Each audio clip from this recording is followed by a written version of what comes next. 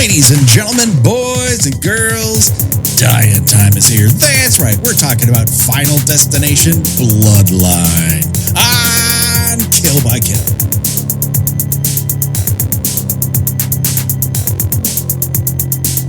Well, greetings and salutations, Internet. It's your old pal, Patrick Hamilton, coming to you once again from Cloverdale, New York, home of the Skyview Restaurant.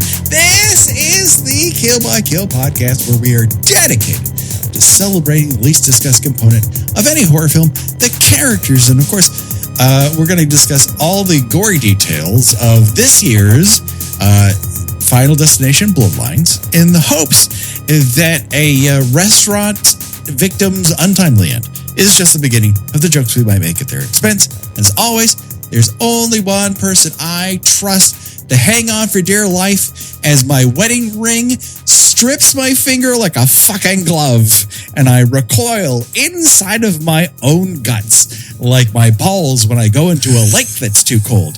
The one, the only, Gina Radcliffe. How are you doing today, Gina?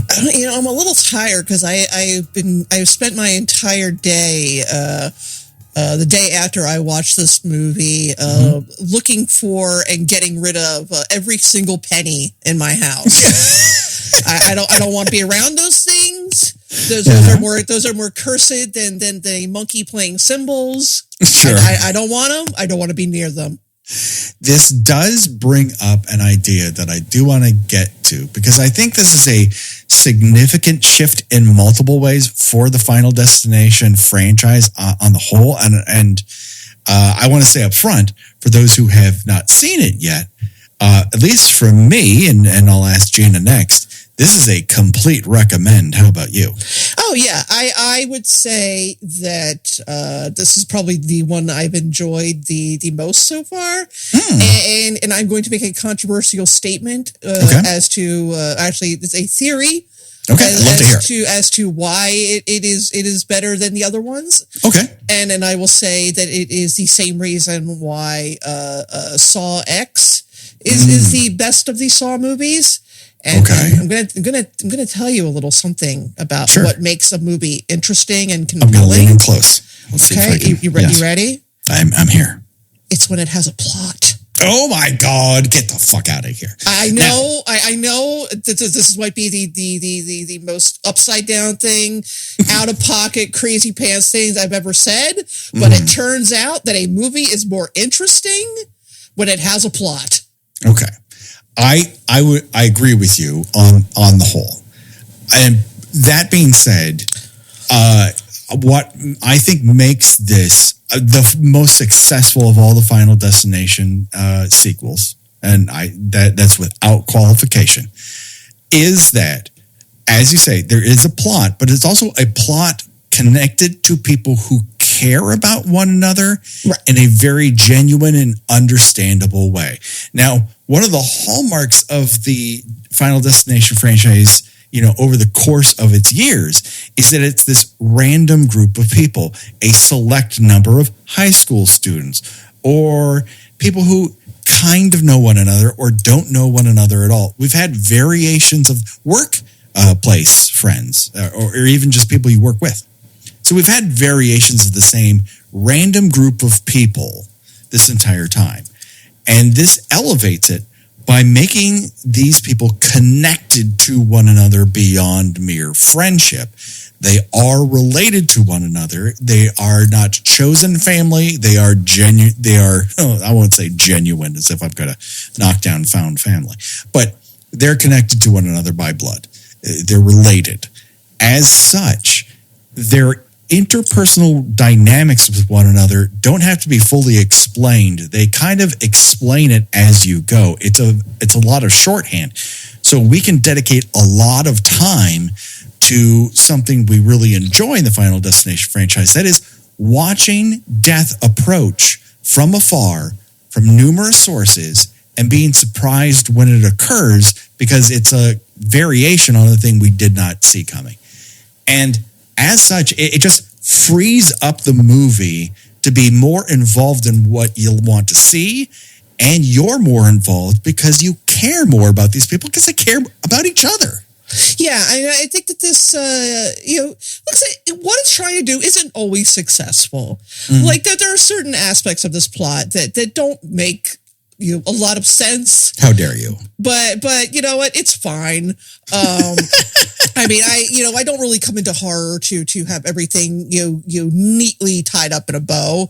Right. But they are trying they're trying to address the concept of generational trauma, which I think that's much like how the second Rob Zombie take on Halloween was interesting because it actually addressed the idea that a final girl is going to be kind of fucked up from her experience. Right, yeah.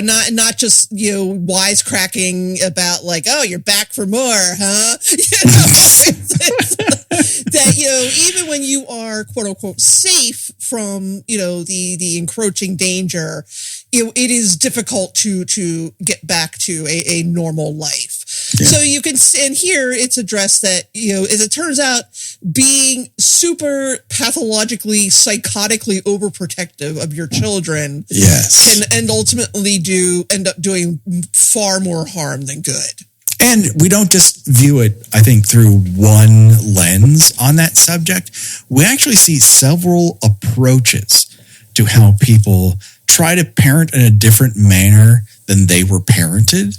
And ultimately, some of those things work in short term. Some of them, avoidance does nothing, and the same thing ends up happening. It's a more nuanced approach than I might have considered. This coming from a Final Destination motion picture. It is, because you were basically explained like at least three different ways that you cannot stop death. Yeah, it's going to get you one way or another. Right. And I think that it's almost poignant how Bloodworth, Tony Todd's character, and this new character, what was the name of the gal from the collapsed building, the grandmother? Oh, Iris, that they both that they live long lives, but they ultimately die. They both die of cancer. Right. Yeah. I mean, now I don't think Bloodworth specifically says he has cancer. Well, he says I have the same kind of thing. Oh, he did that say your grandmother had. I just figured it was implied because everybody knew what was going on with Tony Todd when he filmed this movie. This was his last movie. He was sick and looked sick, and so again, his moment on screen is very powerful. Yeah, and it's like, we want to keep our children safe from harm, obviously, but there's a certain point where you could cross the line between, okay, I'm actively preventing them from living their lives. Exactly. In order to keep them alive, I'm not allowing them to live.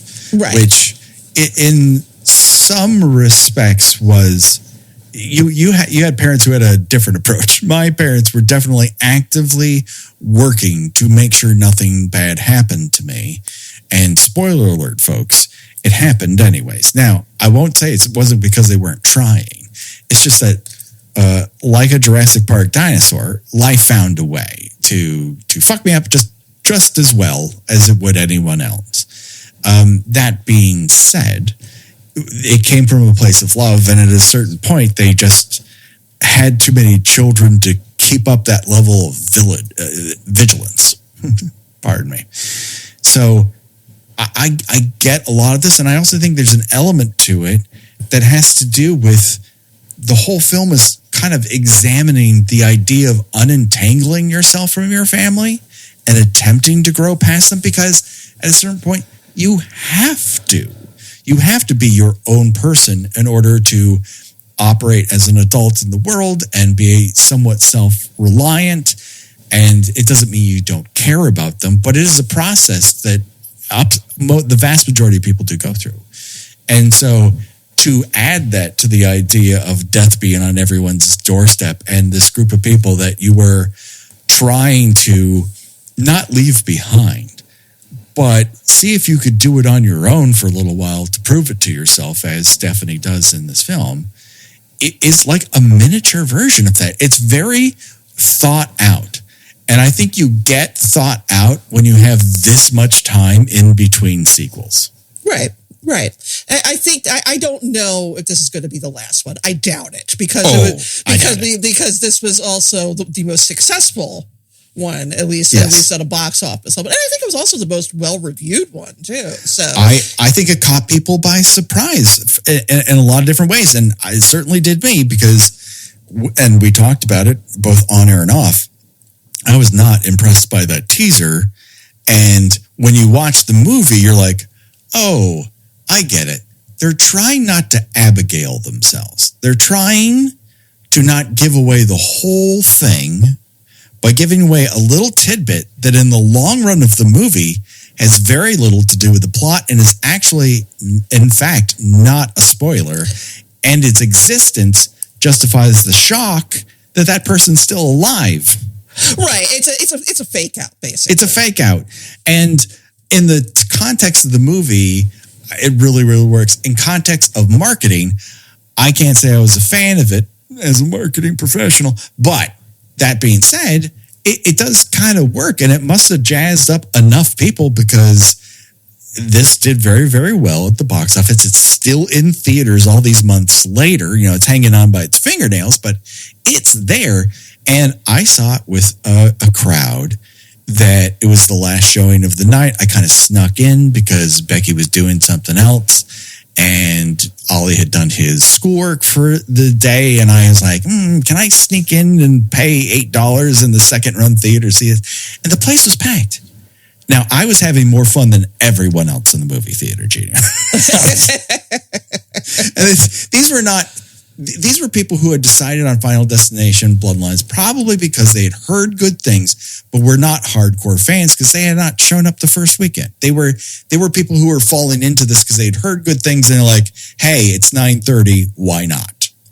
And I certainly feel that you know watching it at home by myself, I kind of somewhat missed out on the total experience, but I enjoyed it much more than I thought I was going to.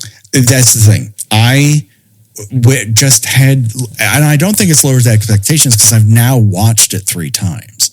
So it really is a multi-layered motion picture, and one of the biggest improvements between this and previous sequels is that it's genuinely witty, and not just when it comes to dialogue, but in the way it teases up the manners of death within the Rube Goldberg traps, and the way it remixes those ideas in real time as it goes to keep you on your toes. They really thought about these things in both a conventional and unconventional way as to not just mislead you, but to get your mind going in various ways and then find a way for those individual things to intersect in an unexpected manner.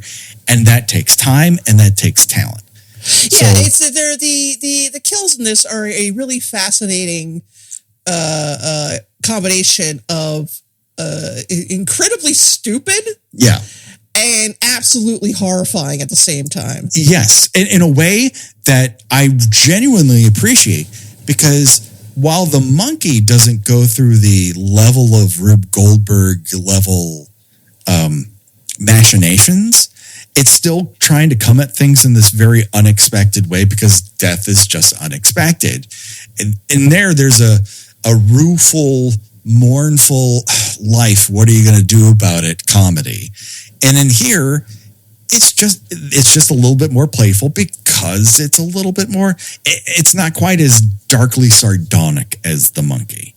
Well, I enjoyed the hell out of. The monkey is more, the shock is in how suddenly everything happens. Right. Like, you've just got, the one brother's face getting, smashed to a pizza with a bowling ball. Right. And I realize they do kind of set that up a little bit, but here you can it's more of a game of okay, what aspect of this Rube Goldberg setup is going to be the one that gets them? Yeah. And so considering that they come out within months of one another and they both do well, I think both of them approach similar subject matters in completely different ways. And what makes them both work is just the level of thought and humor that's installed into them.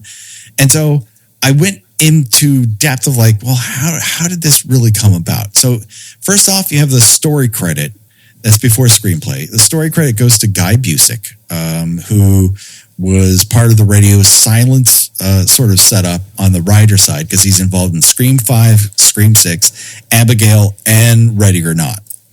Then you have Laurie Evans Taylor, who's bounced around a bunch of different TV projects, including a lot of reality TV. Like one of the shows she had worked on was like this vacation nightmares thing where they, have video of people getting, hit with mini tsunamis, that sort of deal. And obviously she was writing on that. So I think she's seen a lot of shit and just brings an interesting observational level to this. And then the one I did not know about was John Watts, who's the director of the MCU Spider-Man movies and the upcoming Fantastic Four as of this recording. So Watts is also listed as a producer. So I wonder if he was either just developing this because he had a deal at Warner or he was trying to develop it for himself. I can't particularly say, but he's in there on story credits. So he's like breaking that story. And then you have the directors, Zach Lepowski and Adam Stein, whose previous mainstream effort was the live-action Kim Possible movie for Disney Channel. Gina? Sure. We worked on the marketing for that movie, so I actually read the script. My expectations were low. Turned out better than I thought. Good casting. Again, they have an eye for casting. But they got brought into this because initially this movie was going to go straight to HBO Max. I'm sorry. It was going straight to Max. Oh, wait, I'm sorry. I mean, HBO Max. And then it tested so well that they're like, we should release this in theaters, which would make this the second fucking movie this year that was meant to go to streaming. And people are like, just put it in theaters. And guess what? You can make money putting a good movie in movie theaters. All these people wanted to make the best and most interesting and unexpected Final Destination movie they could. They found an interesting hook.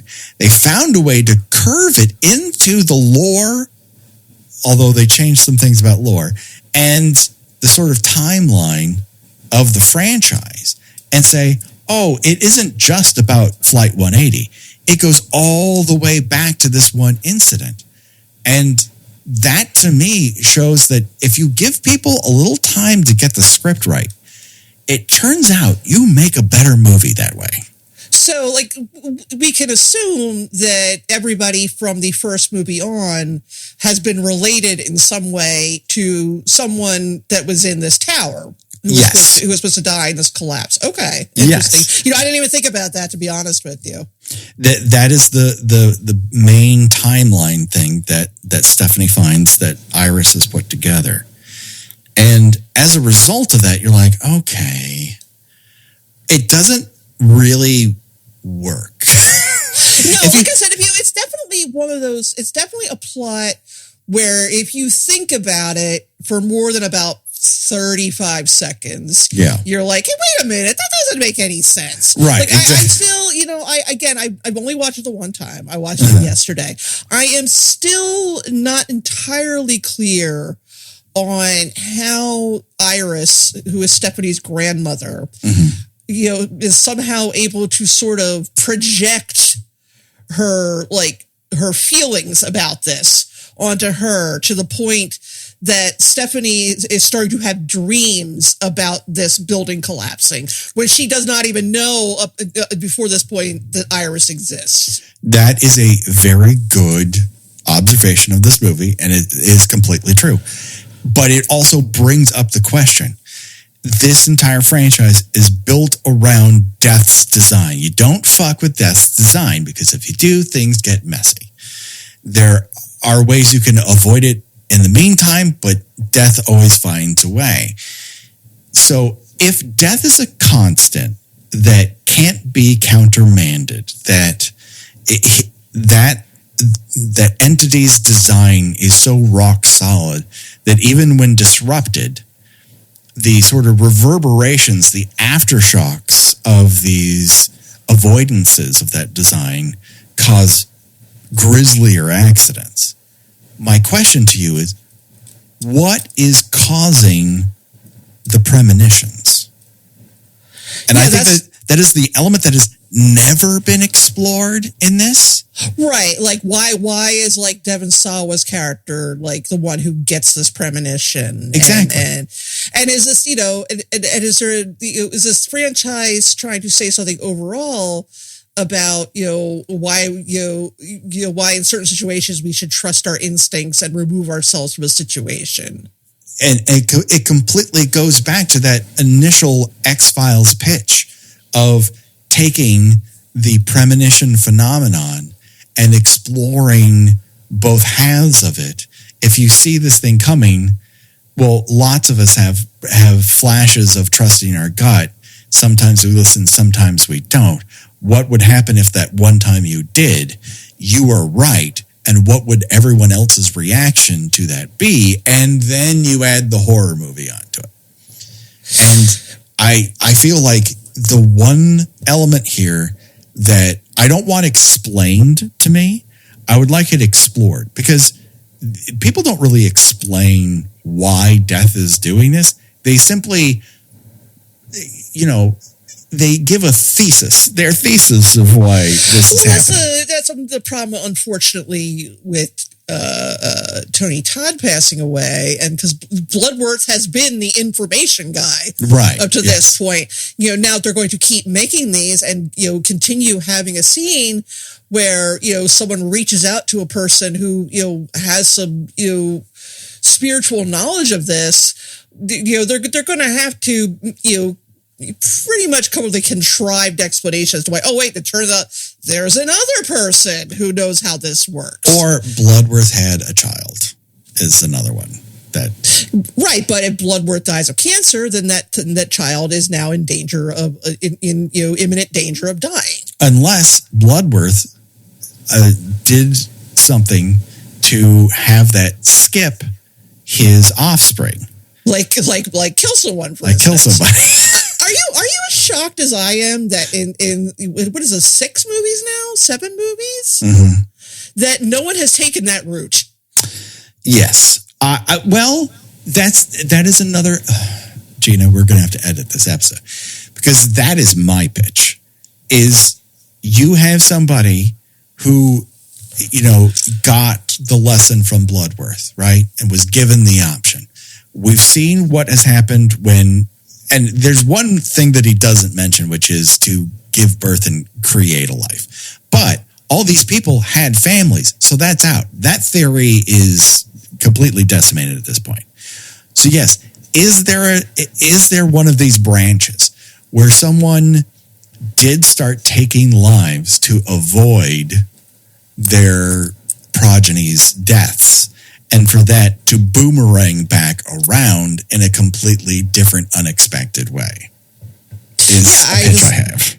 Yeah, I just feel like you it's been brought up. Why haven't not everybody in these movies have been particularly good people, right? I'm just shocked that no one has I'll just go strangle a homeless person or something. Problem solved. I mean, well, in The Final Destination, if we cast our minds back to that horrific motion picture, the emo kid who gets it with the nail gun does decide the way to go around this is to have it skip via committing murder. It's just he dies before he's able to commit that murder. So at least it's been attempted but never realized. Yeah, I just feel like, I mean, it was brought up enough times in this, though, that I feel like, when the inevitable comes that they make another one of these, that they're going to explore that aspect of it. That's the thing. I feel like they came up with half a dozen ways to do this, and one of them does involve that.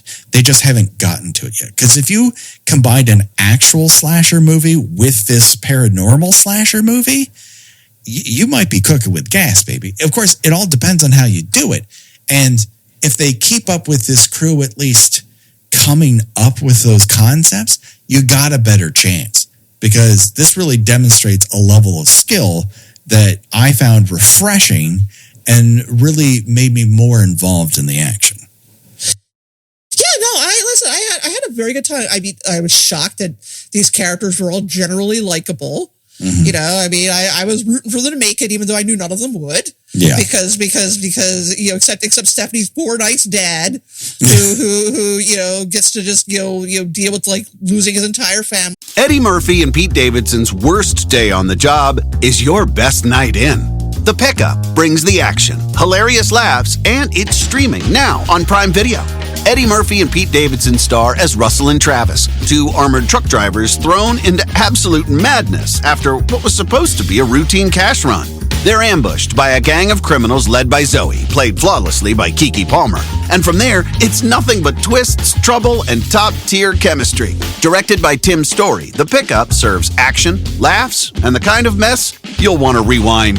It's fast-paced, hilarious, and a total thrill ride from start to finish. Expect wild detours, explosive setups, and the kind of chaos you can't look away from. If you're into unpredictable pairings and big summer energy, this is your movie. Watch The Pickup now, only on Prime Video.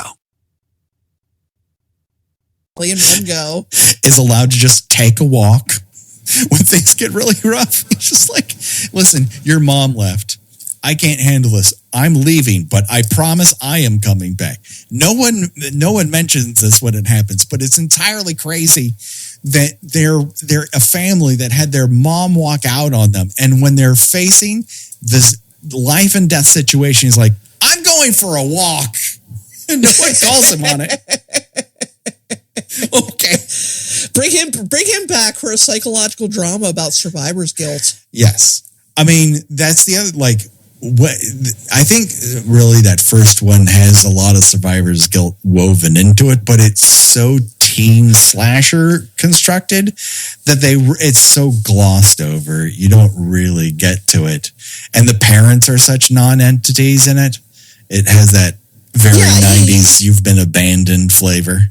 You made a good point about how, you know, the family element to this one really kind of boosts it up over the stakes feel higher. Yeah. Because now you feel a certain, you know, obviously your friends, you want to protect them, you want to keep them safe from harm. Yeah. But you know, when it's your siblings, when it's your cousins, there's, you know, a whole other level of protectiveness there. Yeah.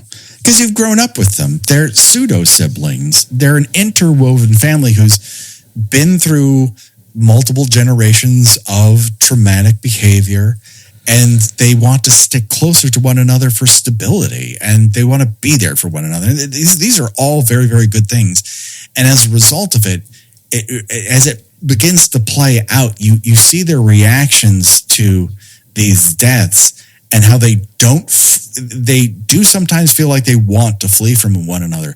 But once it becomes sort of a reality that this shit is happening, they very quickly glom on to one another and go on. The only people who are going to protect us in this scenario, to protect everyone else, to not have, you know, other people get harmed in the middle of this, is if we stick together and figure it out. And I think that's more involving than a bunch of strangers.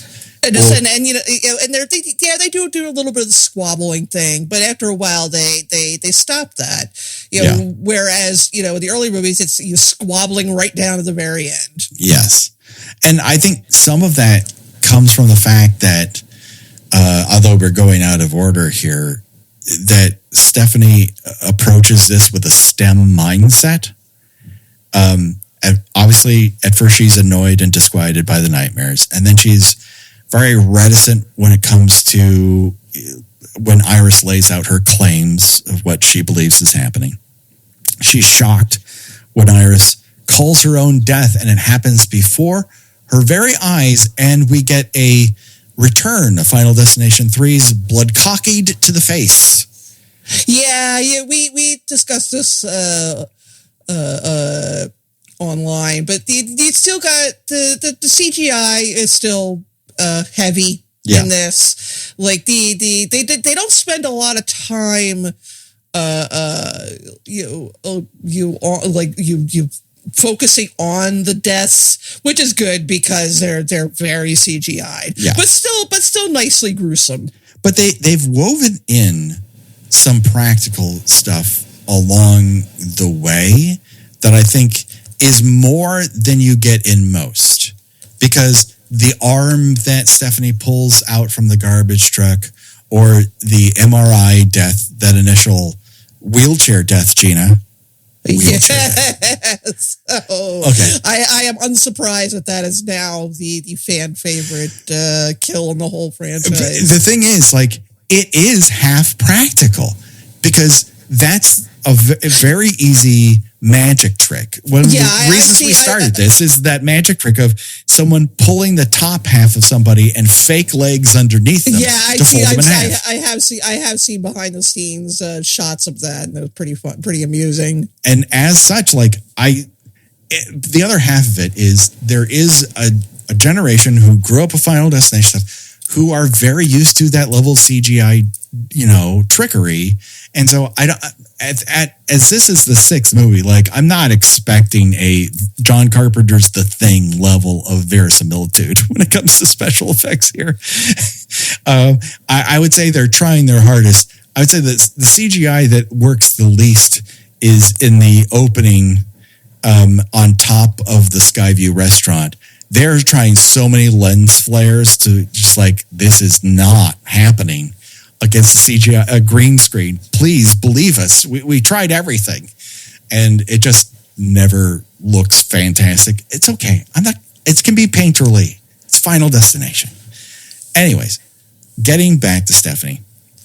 So, because Iris has done all the legwork to create this truly public record of, quote unquote real deaths that all chain backwards to the Skyview incident, Stephanie is confronted with a scientific study that she can go back to and go, okay, it's not, if these were, the majority of them were died of old age, died of lung cancer, very normal, died just in a house fire, I think that would be one thing. But the vast majority of them are these crazy, wild accidents that really make a point. And as such, it lends scientific, and I put that in dick fingers, scientific credence to the theory. And then she views it as a mathematical formula rather than a paranormal occurrence. And as such, it creates its own reinforceable lore, because unlike previous movies where there's a survivor guilt element, and then this one person has dragged this select number out of harm's way temporarily, and you're like, I'm thankful that I didn't die when this first incident happened, but I'm incredulous that you always know what's going to happen. There's no verifiable proof it's going to happen over and over again until it happens so many times to that small circle of people, they have to believe it. Here, she can at least point to, here's decades worth of research that shows that death is coming towards us, and people can make a justifiable emotional decision after that. But it kind of helps that she figures out what's been going on, because the main source who survived this long has provided her with this much research. Well, here's an interesting, you just made me realize something, that in all the other Final Destination movies, the person that has a premonition and saves a group of people from certain death, like the accident that they are foreseeing still actually happens. Yeah. They just manage to escape in time. Here, she gets them out before, and there's if I'm not mistaken, the building doesn't even collapse. No, like she just gets them out, and then they realize that there are structural issues with it. Because she's able to close so many of the loops. She pulls the penny out of that one kid's hand, who maybe, Gina, the Thanos of the Final Destination. Oh franchise. My God, he's like the biggest villain. Who is this child? Where are his parents? Yes. Why does he seem so intent from the minute he enters this like Space Needle like structure of destroying it? It's incredible, the machinations that he's able to conjure. Is he the cause of this all? We will get back to that. He is the cause of it. He is. Okay, fine. He is. Okay, fine. But what caused him to cause it? He is a secondary. He's a secondary cause, but the main cause, it's pretty, it's cutting corners, right? Because the elevator operator boasts that it said it's open, that this entirely glass 400 Structure. feet tall structure Yeah. Opened 5 months ahead of schedule. Let's just get into the Deathtacular a little bit because we're already talking about it. Yeah, I'm not afraid of heights. Yeah. I would even go on that glass walkway. I think it's in like Chicago or something. I would go on that.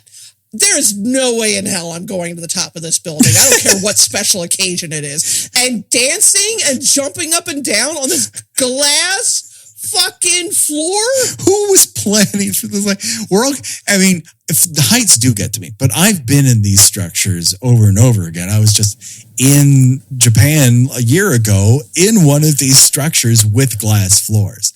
And there's something, because of the separation to it and because they're always a little weathered, you can tell you're not on just glass.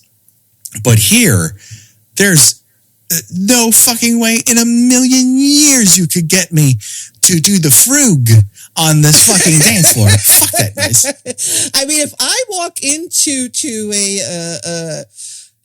a room and the maitre d' very snootily tells me that they've already reached capacity, that the floor can't handle the load bearing weight of the floor can't handle one more person. Yeah, I'm going to very quickly back out of that room and run. So in a way, they're contributing to this disaster by staying there. But of course, that maitre d's idea of capacity is table capacity, not necessarily the amount of people in the Skyview restaurant itself's capacity.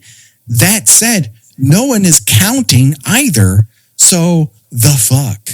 And I also don't buy that nobody was looking at the floor to see that there was large cracks forming in it. Well, that band's too fucking hot. They're going too hard. They saw Animal House. They know that dance.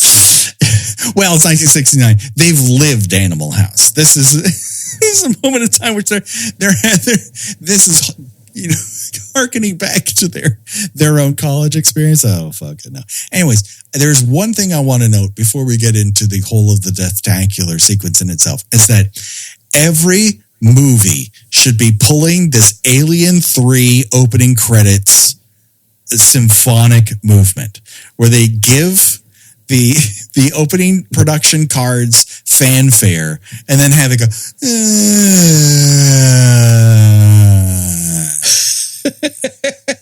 every single one. I want this to be done to death. Every time it happens, I'm fucking delighted. Why we have to choose this? This should be happening all the goddamn time. The other thing is, as this Deathtacular moves forward, they blow through a good 6 death songs in this sequence. Like Ring of Fire, you're like, okay, but then 5 more songs that could easily be used in other movies. They're just rattling them off. It's like they all came up with them and like, which one do we choose? And like, why not use all of them? Save some of this shit for another sequel, guys. Yeah, exactly. And as noted, because this is why I wanted to go into this, this all kind of happens because of this fucking Penny. The Penny scrounged out of the water feature in front of a restaurant by an unaccompanied minor. He's listed in the credits as Penny Kid, a bow-tied menace. Yeah, I was going to say little Satan. History's most prolific serial killer, if we're going to be honest. No parents, no rules. He's like a ninja who's constantly announcing his presence. At one point I was like, oh, okay, he's just, being a mischievous little twerp. But like, he escapes from the collapsing building. Mm-hmm. He's laughing. He's laughing. And like, he thinks this is a lot of fun. Like, to escape from like several thousand tons of collapsing steel and glass. I do not believe that Hollywood in general is listening to this show, but I do feel like this is a direct response to our criticisms of Final Destination 2, in that if you're gonna have a kid who's killed, just kill that kid. And that piano landing on him is very satisfying. Yeah, it is very satisfying. Yeah. But also at the same time, it's like, I feel like they should have found some way to bring him back. Because, I mean, presumably, I guess he probably died at some point. But presumably. But he would be the person who would kill somebody to prolong his life. Totally. I mean, just before he got dressed up to go by himself to this sky tower, he was like definitely tearing the wings off of flies and torturing cats. Got dressed up to fuck with a local business. Oh my God. For the record, I'm not. In terms of the theming, there's a lot of really cool mid-century modern stuff going into the Skyview restaurant. Like, I'm like, holy shit, they went ham on the set dressing, because it's like one big set you're going to use over and over again, and you're going to make it look as cool as possible. That said, why do they have a giant metal crab who looks like it should be grabbing a knife and dueling you in international waters? Because it's elegant, obviously. Obviously. Nothing says elegance like a metal crab. So they get up to this restaurant. She kind of we discover that the Bloodworth family apparently is musical because JB's mom is in this band. One assumes that might be his dad as well, but we don't really know that to be certain. It just could be another band member. That guy never really interacts with the kids, so that's probably just me projecting. That being said, there's little pieces that throughout of this that I evoke that creeping dread factor of the other Final Destination movies, but here they feel a little bit more thought out. Like, we're told it's been finished 5 months early, and then the elevator doors that are taking them up rattle, and you're not focused on the rattle. You're seeing her perspective of the vista and the rattles in the background. You're like, elevator doors should not do that. Yeah, those are meant to be tightly closed. The glass on the dance floor cracks because of a piece of chandelier drops on it. And frankly, this place was doomed from the start. The penny, while it kicks things off, like, that dance floor was gonna go already. Yeah, something was gonna go on that. HBO Max series about the class action lawsuit over the Skyview restaurant. When, I ask Hollywood. Yeah, I feel like definitely the mafia was involved. The mafia of Clearview, New York, or whatever the hell it's supposed to be, like upstate New York, it was definitely involved in construction. Yeah. Whatever of this Skyview. Whatever Teamster investment fund that this came out of, they skimmed a lot off the top of it. That is absolutely for sure. And then, the digital effects on the observation deck are a little left to be desired. And then the setup for the ring, how tight it is. But it all is of a piece. And then Penny Kid throws the penny, gets stuck in the fan. This somehow careens off because it breaks the fan and the penny busts open a gas main. We already know they're doing tableside flambe. We've seen one person crack open the top of a dessert. And Iris puts all this together and immediately goes into, I got to do something about this mode, but she's already too late in this initial vision of it. And we get a shit ton of premonition deaths, including, so this is a premonition-based Choose Your Own Deathventure, the rare in the middle of the episode Choose Your Own Deathventure. Falling to your death through a glass floor. At least 18 people do that I counted. Incinerated by flammable gases, at least 5 people catch on fire as a result of an explosion. Fall to your death through a crumbling stair structure, like 6 people go down that way. Bisected by glass elevator doors and mechanics. Yeah, that's a rough one. I mean, he totally deserted. That guy's such a fucking asshole. Complete fucking asshole, but causes so many deaths. That was horrible. And then there are the people who are inside that glass elevator. They fall to their deaths. That's, by my count, over 20. Crushed by sliding grand piano into glass.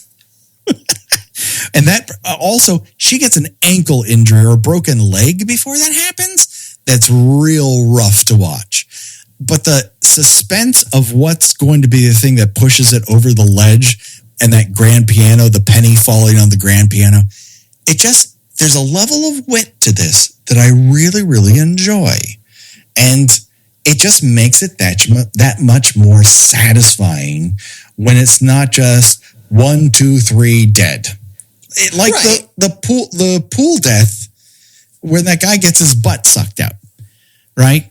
Now, I enjoy a butt sucking as much as the next person, but there's not much leading up to that really makes that woo at the end of it happening. And here, like every other death has a woo attached to it. Right. I mean, I don't know if choreographed would be the word is the right word, but yeah, as you keep saying, there's a lot of thought was put into it. Where you put the camera, when things happen, how it's edited together, how you constructed it in the script phase. I just think there's a level of thought and consideration to all of this that makes it satisfying, that elicits that laugh, that uncomfortable, I don't want to think of these as real people. I just want to enjoy the mayhem level. Yeah, it's like, I don't want any of these to happen to me. I don't want any of this to happen to anybody. These are plastic people that this happens to, and that's why it's enjoyable. That being said, if you're asking me what death I would want, well, we're not to the end, so don't make your decision yet. Okay, because you can also be crushed by that grand piano that falls from all the way down from the top of the Skyview restaurant, or that smashing piano through the window. You can also fall out through the window, maybe hit a girder on your way down, which is something that happens to several people. Or you can, what is fissure devolving? I don't. Finger degloving. That's what I was going for. Finger degloving, yeah. Finger degloving, which again, I recoiled inside of myself. Yeah, that was real. It's kind of funny how like the smaller stuff that's like the ones you cringe at, because degloving is plausible. Yes, right. It's like why Gerald's Game is one of the most horrifying horror movies made in recent years. Yeah. Or like the guy's nose ring getting caught on something. Yes. That's I mean, granted, it's not going to get caught on a ceiling fan, but you can imagine that happens. Yeah. And it's like okay, it's not going to kill you, but it's going to be pretty fucking horrifying. Yeah. I mean, yeah, the degloving doesn't kill her, but she does end up falling. She ends up falling, impaled through her mouth by an iron rod inside of rubble, and JB also falls to his death. It's a lot of falling to your death here. So, what say you, Gina? You know what? This character is horrible, and he is the instrument for all of this. Right from the very beginning, he is the main villain. But I'm going to take that piano. Oh yeah, because he does not see that coming. He just no. He is gleeful up until the point he no longer exists. I don't want to fall, and I don't want to be on fire. And you pretty much have variations on that same theme. And yeah, I'd rather have the false hope of getting out and have a piano follow me like I'm a Looney Tunes character than anything. Yeah, I'm just a schmear on the sidewalk. I'm fine with that. So that's all of our initial premonition deaths.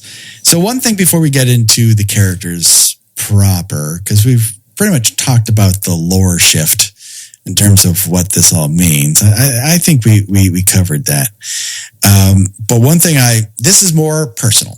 All right. So the entire time we've talked about Final Destination movies, and literally for the 9 years that I've talked about death nearly every fucking week for 9 years, this is going to be a revelation. So buckle up, Gina. If you have socks, make sure that they're attached to your calves. You might fly straight out. I don't. I'm not good with death. I mean, whomst is? That is true. It's not that I overly fear death, or that death in and of itself, of my death, is something that I am constantly thinking about. It is really my issue with the deaths of others, like births and weddings, and to a certain degree, divorces. A death is something that is a signpost that everyone passes, and they pass it multiple times. You will know people who give birth. You will know people who get married. You will know people who die. And you look at that and you begin to get wrapped up in your evaluation of your life rather than that child's birth, that couple's marriage, that individual's death. This really came into focus about 12 years ago when my father-in-law, Larry, passed, and it demonstrated to me how odd other people act in the face of it. And from my standpoint, as a person who just constantly looks inward like a fucking asshole, I tried to be very present for my mother-in-law and for my wife, and I tried to be the best I could in the aftermath of that loss. And you would think that viewing other people's not so great reactions to that death might have taught something to me, that as I was judgmental of their, reactions that I did not care for, that I not do that. But in that meantime, both just before and after it, I have had friends who lost their partners. And I am very ashamed to admit that I was not either present or aware as I could be of their feelings or their emotions or what they needed me. I didn't need to make it about myself, I might add, but I absolutely could have done more to make myself available to them so that they could have a softer landing, so that they could know I cared. And there are multiple incidents in which I, in the face of that, decided to shrink into my shell as if I watched a finger ungloved. And I am not happy with this. This is something I need to do better on. And I say this out loud in the hopes that the next time, or even retroactively, that I can be a better friend to people when they actually fucking need you to be the best friend you could possibly be. Well, it's interesting that I'm going to take a slightly different tack with this conversation. Okay, sure. It's interesting that as we record this, earlier today, I learned that a Facebook friend that I actually knew through the Flophouse group, which just how you and I met, is unfortunately about to pass away. Oh. And I did not know him very well. But he was diagnosed with a pretty aggressive cancer earlier this year, and his father would give you. There was a certain point where after he had surgery, he became incapacitated, and his father began posting fairly frequent updates about his condition. And I found that very humbling, because I would not be able to do that if it was my child in that position. I'm not even sure I'd be able to come out of a tranquilizer induced haze long enough to do that if my child was dying. And, you kind of can't help making it about you a little bit. I mean, yes, you should keep it to yourself when being there for people, but it is inevitable that when someone passes away, you're gonna think about your own death. You're gonna think about the people you truly love, and it's gonna hit you. It's like, yeah, that's gonna happen someday. Hopefully, a long time from now. But and it kind of really gives you the sense of that. There's just no rhyme or reason to it. And with me, especially, I struggle with a lot of survivor's guilt, not just from, COVID, but from my own near-death experience. And so a lot of the times I spend why them and not me? And, I had the dumbest thought today. I'm like, oh man, you couldn't stick around long enough to see how Superman turned out. And it's just it's like, why did I think that? And I don't know, you just, cause it's dumb, and death is stupid, and nobody knows how to react to it in the right way. So I don't think you should be so hard on yourself about it. Well, I think that you probably have been there and a better friend to people than you think that you have been. But I also want to say this out loud and reflect upon it, not just to beat myself up, but in the hopes that I can change my behavior, right? By admitting that there are elements to me that I dislike, and I took those moments to be reflective upon myself and not do enough. And it doesn't have to be a lot, but I didn't do a little either. And I find that regretful to the point where I desperately want to change my behavior. And just a few weeks ago, my favorite aunt passed, and we will discuss her at length in an episode which we talked about Chuck Norris movie. Her favorite actor, God help me, was Chuck Norris. And it's a thing that we chided her over, and she took in, good humor a lot, and it became part of her lore. And she was such a lovely person and so caring of other people. And I found those same impulses started to crawl out of my subconscious to avoid and displace my emotions, or even the outward display to the people who needed it the most. And I'm like, damn, man, you got to apply these lessons. So I say this not to come down on myself, but only to say them out loud, so that maybe in the future I can hold myself a little bit more accountable in these situations and do better for people, which I think is what the vast majority of people want to do. Is just be better for other people when they need it the most. Yeah, I mean, the best you can do for a person is say, I'm here if you need anything, and actually mean it. Yeah. And I think that's, you understand that what that means that may mean for people, needing someone to cry to, or checking in on them, making sure that they're okay. And I have a very dear friend whose mother passed away recently, and he had a very complicated relationship with her. They weren't speaking much, in recent years. And so I made a point of, I know this is, a really weird and hard time for you. And, if you need anything, I'm here for you. And, sometimes that's all it takes. And yeah, you're right. People do get weird. People get weird. I am extremely fortunate that I have not run into this issue, but a lot of people with chronic illnesses find that their friends list, as it were, suddenly starts to thin out because people can't deal with that kind of stuff. It's too heavy. It's, you hear that unfortunately happening with people who lose a child, that because, I think people think that kind of thing is contagious, and it's like, your bad luck's going to rub off on me. And it's like, no, that's not how this works. And that's the thing and as silly as it seems to loop this back around to the Final Destination movies, that is the whole point of them, is you cannot stop this from happening. Yeah. It's going to happen at some point. And if you are lucky, it will not involve you getting you sucked into a trash compactor. Yeah. If you are lucky, you will die peacefully in your sleep at a ripe old age, well loved by everybody in your life. Yeah. That is the best we can hope for. I think you nailed it. I think at its heart, a lot of things, but at its core, the Final Destination is an example of how far we will go to avoid what's going to come for us, whether we like it or not.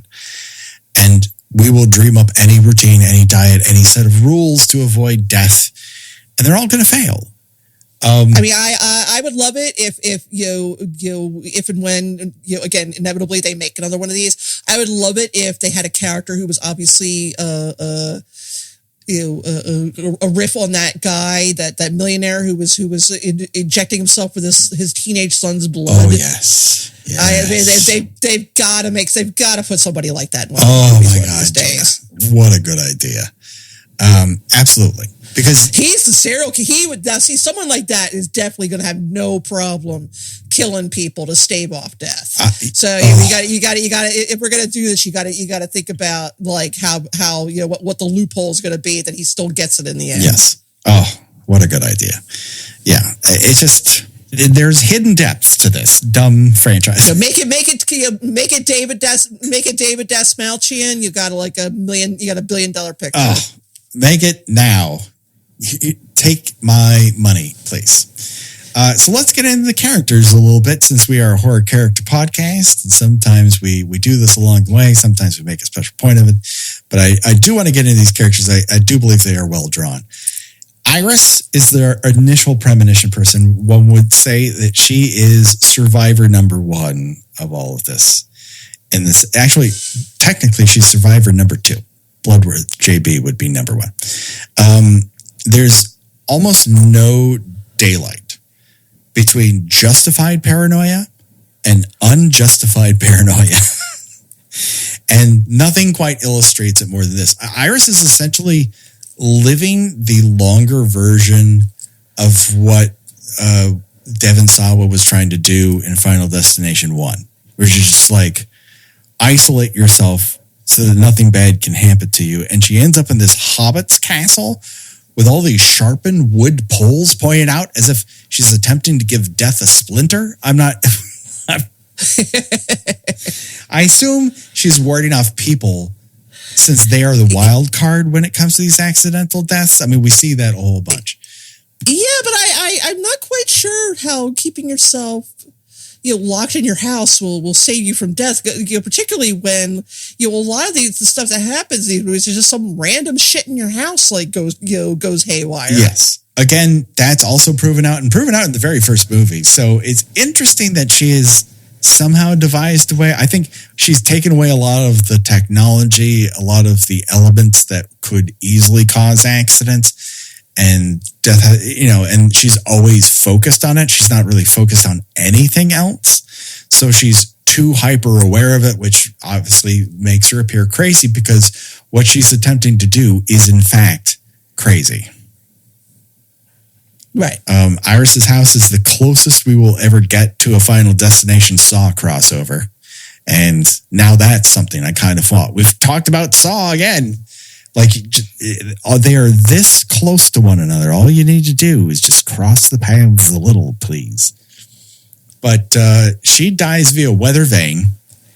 And again, that Final Destination 3 callback of bathing the lead actress's face in blood is something we've learned is definitely not a director's fetish. I want to underline this. It is absolutely not a fetish of the director of Final Destination 3 to see liquids splashed on an attractive woman's face. Let's get into Howard. And we might as well bring in Brenda here when talking about Howard because they're kind of inseparable in many respects. I'm going to combine these two. Even though Brenda remains alive and kicking at the end of this. That actress's line reading of, well, she's dead to us, gets an A+, Gina. Yep. There's a lot of people hitting really good shots when they're at the bat. And that's the other combination of this is a lot of these people are not, oh, I know them. Yeah, I was going to say, this is, God bless, this is a cast of nobodies. Yes. But also, like, a bunch of them have done shit. It's just shit we never would have watched, or they've been that Canadian actor doing that small role in a bunch of different things for 2-3 decades. And you're like, oh, okay. But they're not so recognizable that you immediately, lay a filter over them and go, oh, okay, that person was on a CW show. One of these people was on a CW show. I will say that clearly in the casting of one character, somebody involved in it said, you said, get me Kyle Gallner. Right, yes. And somebody said, but we don't have Kyle Gallner money. Yes, I 100% believe that. Get me a Kyle Gallner type is something that's brought up. But we'll get to him. So Howard and Brenda have a family of 3, and each child feels a good 8 years younger than they look. And I don't know if this is another age that child up issue like Final Destination 2 or not. Or it's just that the commentary that Howard and Brenda have made such a soft nest for them that they just feel slightly underdeveloped for the real world. Is it a commentary? Is it intentional? Or is it unintentional? I can't tell you. Here's what I will say that when, it occurred to me that Stephanie's supposed to be in college? Yes. She's like in her second year of college. She might be a sophomore. So she's supposed to be about 20 then. Yes. Okay.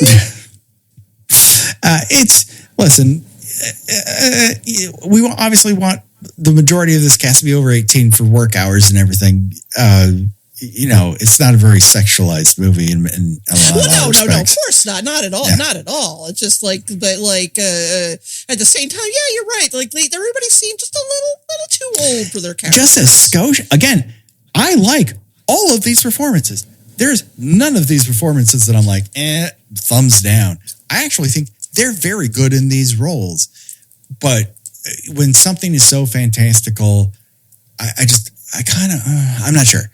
Anyways, it doesn't much matter because I love them in these roles and I love the movie overall. That being said, the truly maniacal thing that occurs with Howard and Brenda is that at their family fucking picnic, they're playing the Pina Colada Song, Gina. You will not catch me at a family affair putting Pina Colada Song on the mix. I was going to say, do you think maybe they kind of do deserve to die a little bit after that? Well, it does turn out that later in the movie, it's revealed that they had a semi-Pina Colada mix-up, which resulted in their oldest child actually not being Howard's biological son. So maybe correct. But even then, even in the end, it does not save him from death. But that's some 5-dimensional chess shit that I just worked out live. I didn't put that in notes. I put 2 separate things in the notes and then merged them going, oh my God, it is actually telling you what happened in their marriage. Fuck, I like this movie so much. Okay.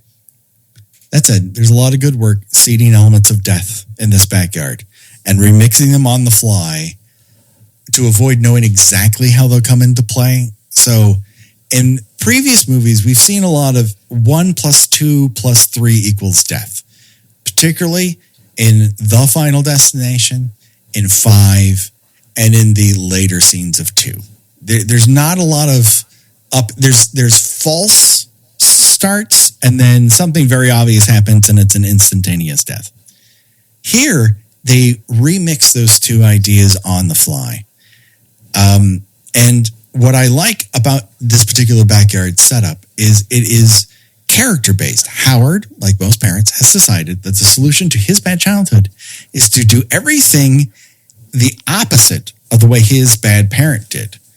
He's basically raising children on opposite day vibes. He's filled his backyard with fun shit that ends up killing him and not his kids. So in the sequence alone, the movie seeds a dozen different ways in which Howard or someone else, because we don't really actually know this version of Final Destination rules yet at this point in the movie, how he will die. And it does actually manage to surprise you how the combination of those elements and various saves and false alarms contribute in the end to the actual death we see. Right. I think they need to think about this stuff. Like I said, there's I realize there's a certain type of horror fan that does not want to have to think much. Right. Yeah. They want a lot of gory deaths of plastic personality free people handed to them on a platter with like very little effort going into anything else but the special effects. Right. But I think that these movies work better when they try to just add a certain thoughtful element to it. Yes. It just goes a long way. It doesn't have to be Sophie's Choice level of multi-layered. No. I mean, I'm not talking it has to be like, Ari Aster incomprehensible, but like, just something that shows some thought was put into it. I'll put a little preview of Choose Your Own Actual Deathventure here. I do not want to have my face sawed off by a lawnmower. I mean, none of these are good. I already know what I'm picking, but even then, it's like I don't know. Yeah, it's bad. So now we're up to Eric. And as I just mentioned, like I really love the fact that I couldn't place the majority of the cast. Like I knew this dude's face, but I could not remember from where. And it turns out he was on the CW's The 100, a science fiction apocalypse adjacent series that had a very dedicated cult to it. And we'd done promotion work on it for at least 4 or 5 years. And yeah, he's like, get me Kyle Gallner on a budget. And he shows up and he's funny. And he's annoying for a reason. I guess you would call him the comic relief. Yes, I definitely think that is his role. That being said, everyone gets jokes in along the way. He certainly gets the bulk of the funny lines. Yeah. And his reactions to everything is always very funny. Eric is the black sheep of the family, and as it turns out, there's a reason, because he's not, as we said, Howard's biological son. Yeah, I do think it's interesting that his siblings are these very all-American looking, corn-fed blondes, and he's just like this goth guy. But you also figure, being like the eldest or the black sheep of the family, there's always one person who's trying to strike out in their own direction, and he happens to be that one person. And then it turns out to be a very defined reason for that attitude. Eric is a tattoo and body mod artist, and his initial Goldberg trap is the entire first trailer of the movie, as we discussed. And I mean, the most gruesome part about that scene is someone getting a tongue piercing and glistening close up in a very practical shot, which I really appreciated. And it's humorous, but in a way that I thought was a little shallow and more akin to some of the Final Destination sequels that we hadn't enjoyed. So I really do like that he ends up being a fake out. It is revealed in that sequence that he has a tummy tattoo of a screaming skull. We'll get back to it, because that is one of my favorite Final Destination callbacks in this entire film, and it's filled with them. Let's then now sneak in middle child Julia, because she is actually the next to get it. She feels like a direct link to previous Final Destination casting. Low-rise pants? Check. Bejeweled trucker hats? Check. Bizarre workout wear? Check. She just feels like if you put her in any previous Final Destination movie, she would fit in. Like, there's care. Yeah, she does. Yeah, she does have a very sort of, not looks like Paris Hilton, but probably spent a lot of time watching things with Paris Hilton. Yes, she just feels like she's out of a bit of a time warp. Yeah, she's a little 2003. Yes, she has a little bit of a mean girl streak, but again, with her, we get the explanation of how it is semi-earned, and that she is actually a caring, feeling person, but feels like Stephanie pulling away from the family is like, hey, you got to pay for that a little bit. You pissed all of us off. You pissed off your little brother. He comes to me. Now I'm his big sister all of a sudden, and I'm pissed off at you because of that. And so she's very reticent against all of Stephanie's warnings. And the other fun swerve on her Goldberg trap is all the continuing Eric false starts, including the bus smash, which we don't get, which it sets up in such a complete, they must have studied the fuck out of that scene. Because if you watch them back to back, I promise you, they're the exact same timing. That's pretty cool. Yeah. I care goes a long way. But the swerve here, on top of that, is that Stephanie sees exactly what's going to happen to her, only Stephanie believes it's going to happen to Eric. But far and away, her death is caused by the garbage man who is swiping app dates on his phone that cause her death. And listening to his headphones while driving. Right. Listening to what doesn't kill you makes you stronger. Again, leave something for any other movie, for Christ's sakes. They're just whipping through. You usually get one callback song per movie, and this film is just like, I don't know, we have a dozen on this playlist. Let's use them all. Well, you did forget that the funniest part, the best part about the fake out Eric non-death is that it's set to Harry Nilsson's Without You. That's absolutely true. You're right, Gina. When you're right, you're so fucking right. Also, we missed one thing about Julia that I have to call out. Her graveside outfit for her father's, or actually Grandma Iris's death, is the most inappropriate funeral wear since A Nightmare on Elm Street remake in 2010. You just don't show up to a family member's funeral looking that hot. And that's both a credit and a removal of a credit away from her. But I also think a direct character decision based on Final Destination movies. I just think they're very involved in that era of filmmaking and are making references to it constantly. Right.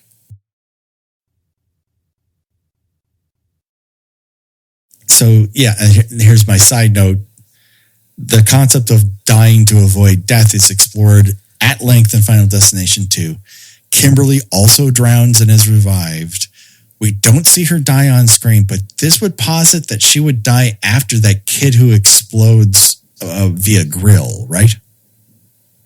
I believe so. Yeah. So interesting. That's one of those things. Be interesting to go back to. Check that out. Anyways, let's bring in Bobby here because he's the third youngest of Howard clan. He is so soft and cuddly throughout his entire time on screen. He looks older than the two people he's supposedly younger than. But he's a fantastic comic actor. I really enjoy his presence. His line reading of I read Gammy's death book is top notch. Again, these people get the assignment and they go out, I can do this, and they fucking work out on camera. You gotta love it. They were not cast because they were the hottest thing on whatever Paramount Plus feature was. Although, it should be noted, this particular actor did come out of the Thundermans. So, what? The Thundermans is a long-running Nickelodeon superhero family show that Oliver watched for all of 10 episodes, but he talks about it constantly. It's just he like us is fascinated with certain things he watched when he was young, and so he's just very absorbed with making fun of the Thundermans, making fun of Peppa Pig. And yet when I make fun of Octonauts, he takes it very seriously. That's where he draws the fucking line. Father, you've gone too far. We do not besmirch the Octonauts in this house. And so after Julia's death, in which her head gets squeezed in half and her arm ripped off in a garbage truck. Oof. It's kudos. That was pretty good. Again, it's probably mostly CGI. The head's definitely CGI. The arm is real. They spend little enough time on it that you don't really register. Oh, that looks kind of cheesy. It's just enough. It just gives you the idea, and you're like, ooh. Exactly. So then they gather together. We learn that Eric is not Howard's son, and that's why he has been skipped. Why then went to Julia, and then Bobby would be next. So they go to find JB, who's at the same hospital from Final Destination 2, although we do not really see, it seems to have been built up in the time since. They somehow managed to figure out who JB is. And they walk in and it turns out it's his final day. His shift is over in 5 minutes. So he has a 5-minute scene. It's like, I'm getting off of work and immediately going home to die. Tony Todd. And if he's not included in the fucking Oscar in memoriam thing this next year, I will burn that place to the ground. I mean, he wasn't this year, and I think he made it for the. He should have been. He should have been, but he was not in that montage. So no, I know. I'm just out. I mean, he got Farina. Yeah, he did get Farina. So at least with Farina, they made up for it. So I'm really hoping for that. But Tony Todd knocks it out of the goddamn park. This is such a wonderful way for him to walk off screen and just go, Tony Todd, ladies and gentlemen, a guy who you've loved in cinema for well over 30 plus years. Everyone give him a round of fucking applause. I was the only person in the theater to give him a round of applause, I might add. Oh, well, and I think that reportedly he wrote his own lines, and he's not really saying anything profound, but he is making the point of the movie. which with the whole series, which is we're all going to die. Enjoy your life while you can. There is no avoiding the final end. It will come for you eventually. It could be soon. It could be later. Why are you wasting time trying to come up with some magic trick to avoid it when you could simply be enjoying the life you have? And it's, so much of his dialogue in the past in these movies have been little puzzle boxes. And in here, it just gets to the point. Right, and sinister, and maybe he's a bad guy. He's really not. He's just, he just tried to be, straightforward with them. It's like, you can't stop this. I mean, you could try, but it's going to be difficult, and it'll still get you in the end. And that's the point. It's like, you could kill someone, or you could die and come back to life, but you will still die in the long run. All you're doing is prolonging the inevitable. Yeah. It just, and in reflection of this, it would be interesting to revisit those monologues and put them within this context. It's just so obviously affected by his real life illness and the knowledge that by the time this is coming out, he might not be around for it. And I think a very lovely tribute to his acting ability, and to the point where other characters in script are responding to it. It's Eric and Bobby, and I'm not sure who says which, but one of them goes, "Do you really trust that guy?" And I think it's Eric who says in response, "He's very charismatic." Yes, it's just one of the movie is saying what the audience is saying, and that I think is just really well observed. And it just gets points because of that. It's not just the meta context. It is what they do with the meta context that makes it more earned and more interesting.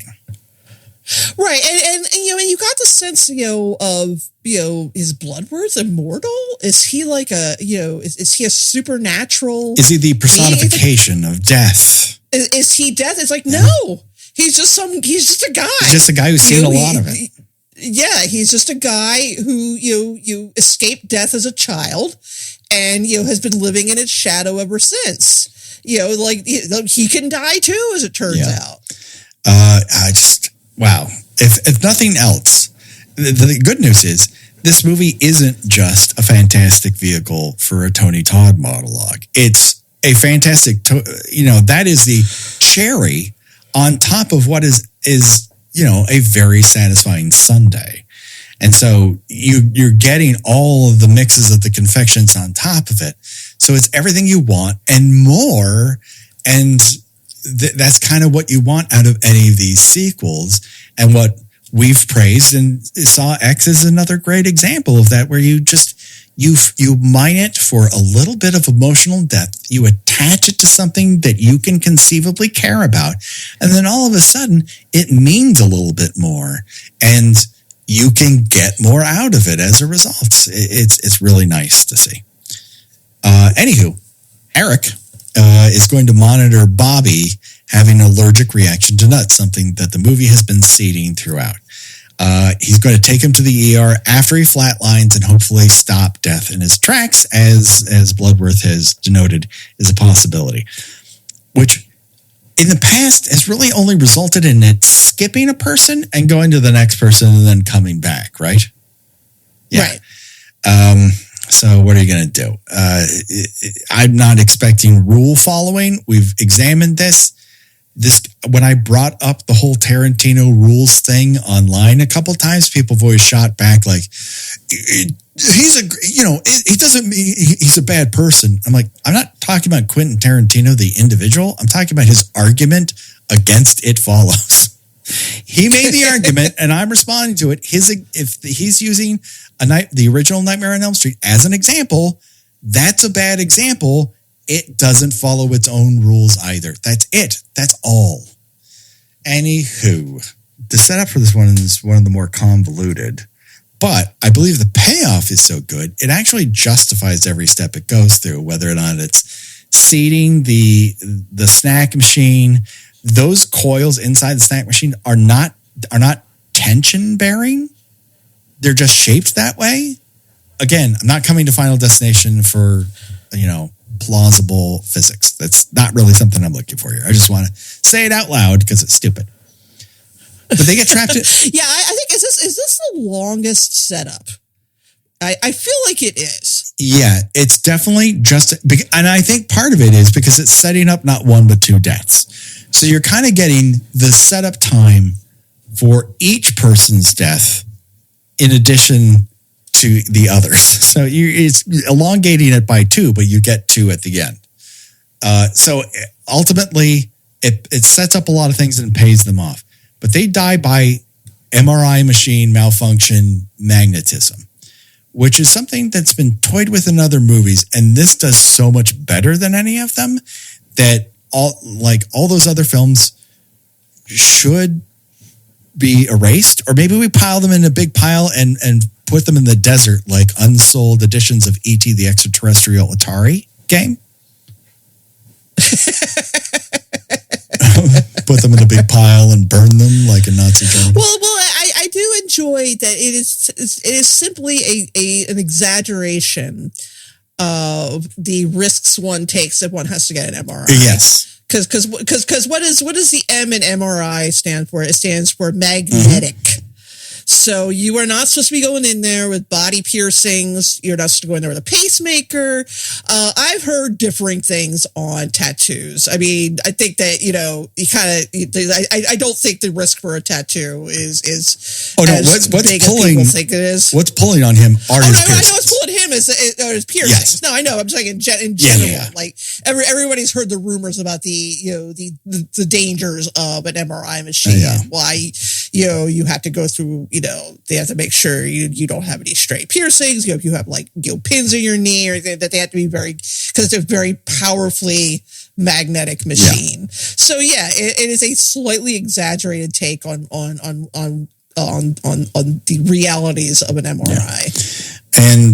But I think that the payoffs here really, really work in that we get to see all of Eric's piercings get magnetically yanked off his body, starting with his face, then going to his chest, then going downstairs, Gina.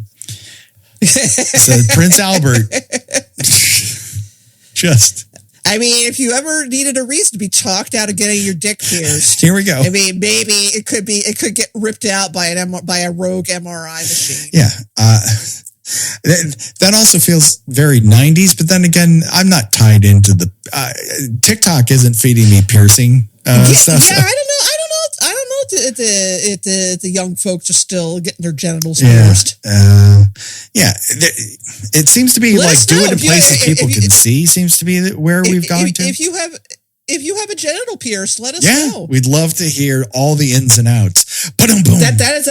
That is one thing I'm a little old fashioned about. I'm like, oh no. Well, listen, I don't begrudge anyone making a choice for their own fucking body. It doesn't feel like something I can wrap my mind around. That doesn't mean it should be illegal or anything. It's just like, hey, I'm raising my hand, old person here. It's kind of more like just the idea of just kind of, unfurling your junk in front of people in a tattoo studio. Yeah. That's I've exposed my arm. That's about as far as I want to take it. But the whole, escalation of it building to the point where it's pulling stuff off of him, and then the metal wheelchair, which is behind him, pulls through him, folding him in half. A good old-fashioned Jason Voorhees fold him in half. And when this happens, his shirt pulls up, and you can see his chest torso tattoo of that screaming skull. And then the metal of the wheelchair comes through it like the poster art for a previous Final Destination movie. It is evoking the Final Destination, and it should be the only evocation of the Final Destination from here on. That's the only time. That's the only time you want to remind the audience. How do we do this in the most positive way possible? But only dipshits like me are pointing at the screen like Leonardo DiCaprio, going, "The Final Destination poster art." I didn't get it till the third time I watched the movie, I might add. I'm not that fucking good. But if you're gonna do it, what a fucking callback. But his fold and a half body is still holding on to the EpiPen because Bobby's allergic to peanuts. So he managed to stop his allergic reaction, only to have that metal coil from the snack dispenser launch through his own skull and into the MRI machine and continue to turn as it's pulled through his skull. My question for you, we have a wheelchair pulled through a person into the MRI machine, then a spring shot out of a snack machine through a guy's skull and into the MRI machine. Are these another, and they seem to be coming fast and furious here, Gina Radcliffe, a double get bunked? Yeah, I think this qualifies as a double get bunked. This is, what a time to be alive.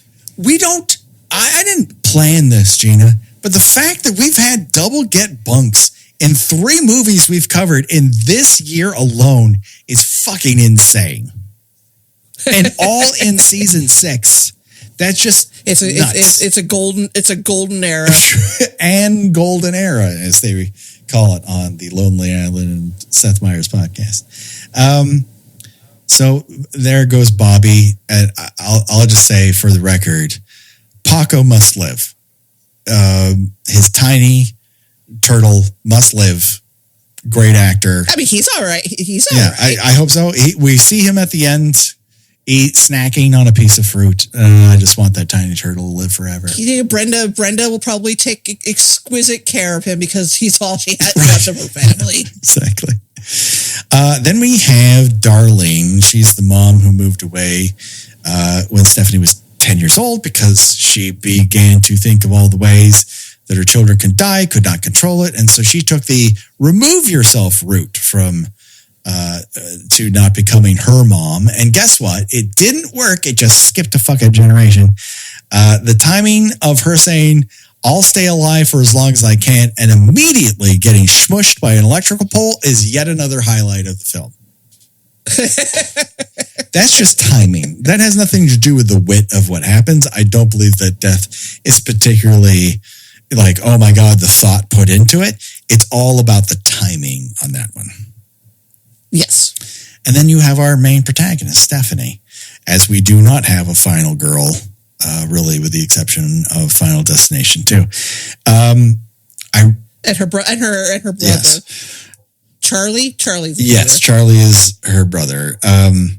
I really like, and I've said this before, I really like how she comes at this death issue from a STEM mindset. It really shows an evolution of how do you take this stock character that we've now seen 5 times.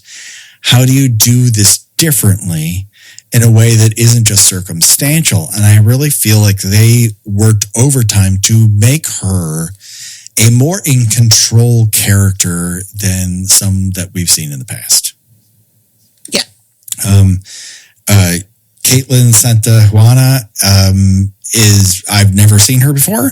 This may or may not be her screen debut, but great. And also very unlike previous Final Destination, protagonists. She just looks, sounds, feels different, feels like I'm not getting stalked. Are you saying she's not white? Part of it is that she's not white, which I encourage. But, I think the franchise has a bit of a caucasity problem. That said, I also feel the approach to her character is different. They've really looked at this in a different way to try to come at it from a different angle. And I think she's just a more evolved version of what we've seen before. And I'd like to see more of that, more curveball approaches to how we come at this material. And it pays off. And the relationship between her and her brother Charlie feels genuine. It feels very real that 2 siblings who used to be very close and now one of them has untangled due to college and is not acting like your sister who's always been there for you. is very real. That's not a far-fetched sci-fi concept, and they play it really well. No, this feels like a realistic brother and sister relationship. Yeah. And again, that's, it goes back to what we say about, some care in fleshing out these characters and giving them a genuine relationship and higher stakes involved in protecting each other. Really, really does a lot to improve the quality of the movie.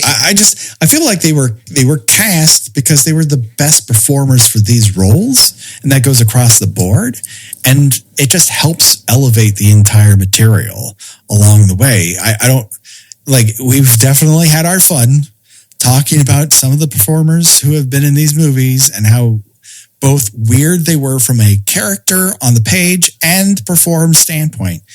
And I don't have that problem with any of this cast. It's just a clear night and day improvement. And probably due to the fact that this wasn't aiming to be a blockbuster at the box office. It was aimed to get people to click Final Destination at home. As a result, they were given leeway to make better casting decisions, leeway to make smarter script decisions, and a little bit more time to make a crackerjack editing and directing process. All in all, it's just really thumbs up across the board for me. Yeah, I was very pleased by how much I enjoyed it. Just really good stuff. Any other thing to add before we choose our own actual Deathventure? I mean, even if you've never seen a Final Destination movie, you know what they're about. And I don't think that you need to catch up on the lore of every other movie up to this point. I think you could watch this one and be good. This is certainly to me the best of the series, and it works as a standalone movie. I would say the only reason the original stands above for me has to directly do with the inventiveness of the concept itself. Well, yeah. I mean, the first one is pretty good. I do think that it is very rapidly diminishing returns from that point on. Yes. But then they really make a hard comeback with this one. I agree. I think you have the log sequence. While it's very memorable and I think very well done, that 2 just falls out after that. And 3 is really highlighted by hiring a real actress at the center of it, and seeing her deal with it. And she's very relatable, and she is acting the hell out of seriously ridiculous situations. And you just go, oh, that person's a movie star. So you can kind of coast along on that.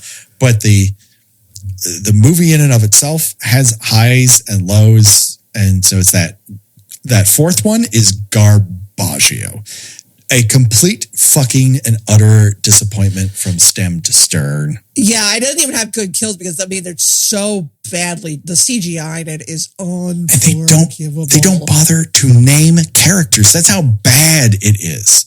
They get to the point where like, who's this character? MILF? Who's this character? Racist. Yeah, exactly. And literally, like, I think we joked about this. There was a character credited as racist. The character is credited as racist, as that is his only character point. And it's not like I have a problem watching racists die on screen. I'm all for it, but give me something, everybody. But at this point that they knew that these movies, only need to be, gory creative death delivery devices. Right. And they're not even that good kills. Yeah, no, 4 is just a nadir on almost every level. 5 is only improved in the standpoint in they gave the opening a little bit more care, but there's still paper people throughout. And then it's a U-shaped movie, and like I enjoy the beginning, and at the very, very end, it's like, oh, we're close the loop to Final Destination 1. Spoiler. And you're like, hey, that's clever. But that's where the clever ends. Right. So, yeah, far and away, absolutely in conversation to be the best Final Destination movie, stem to stern. Let's then also choose the best of Choosing Our Own Deathventure, where we decide of the actual deaths portrayed on screen in this film. Which way would you choose to die and why? We have impaled through the mouth by rooster-adorned weather vane. Face shredded like salad by an electric lawnmower. Head bisected at jaw, arm ripped off by garbage truck. Metal piercings ripped out of you, including your Prince Albert, and pulled into an MRI machine, and then you're impaled through your torso by a steel wheelchair parts and it get bunked. Impaled through the head by a metal spring via MRI machine, also a get bunked. Die of terminal cancer off screen, not featured in Oscar in Memoriam trailer. And then we have cut in half by a lamppost, run over by a derailed train, which I believe happens to other people, we just don't see it on screen. And then crushed by falling logs from that derailed train in homage to Final Destination 2. Gino, what say you? You know, it's not the most spectacular death, but it is kind of funny. And more importantly, as I always do, it's always the quickest death. I'm going to take that vending machine spring to the head. Yes, I can totally see that. Because once it lands, you're not around for the rest of that journey. Yeah, no, that goes right through his dang skull. Although you will have to have the peanut allergy incident before that. That should have been mentioned here. Yeah, and I do enjoy like peanut butter cups, so that would be tragic. Would be tragic. You would have to suffer that both in life and in death, which is why I'm going for smushed by a lamppost. Even though I'm going to get exploded by a door before that. She doesn't seem to be any worse for wear. And I didn't mention this. We have long talked about accident mommy strength, where mommy views a child in danger, suddenly have super strength. We've talked about this over the course of 9 years on this show. Finally, an incident where we see it in real time. So that just about does it. Folks, join our Patreon because we have lots of bonus episodes for you that are really, really fun. We have question and answers, we have bonus episodes, and movie commentaries and more. Find us on social media, on Blue Sky, on Instagram. Join our Facebook group. Threads, I guess. I don't fucking know. That place is a disaster. Not long for Threads. And of course, you can talk back to us. Rate and review us on iTunes. You can talk back to us on YouTube. Join us on YouTube or Spotify if you got that. You can talk directly to us and I try to respond ASAP. Gino, where can people find you on these here internets? Well, I do write about movies, television, pop culture, and a brand new newsletter. Breaking news. Again, it is now at Ghost, which is, and the address is Gina-watches-things. I'm working on trying to change that at ghost.io. I am working on getting my own domain. Okay. That being said, everyone knows there's now a link directly to Gina's Ghost newsletter. So if you couldn't follow that, just click the link in the show notes. You'll go straight there, all right? Yes. And I encourage everyone to do this. Help Gina out. Boost the numbers here. If you listen to the show casually, if you listen to the show all the time, it's one click and you get her delivered into your inbox every single week. Exactly. That just about does it. But don't worry, folks. The body count will continue. For myself and for Gina. Bye-bye, everybody. Bye.